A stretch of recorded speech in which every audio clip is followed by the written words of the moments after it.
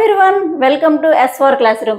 ఇక్కడ ఉన్న సెంటెన్సెస్ ఇప్పుడు మనం ఇంగ్లీష్ లో రాద్దాం. మీ ఇంటిని శుభ్రంగా ఉంచు అంటాం. దీన్ని మనం కీప్ యువర్ హౌస్ క్లీన్.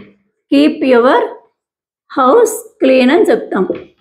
ఈ మోతాదు తీసుకో అంటాం. ఈ మోతాదు తీసుకో అనేదాన్ని టేక్ దిస్ డోస్.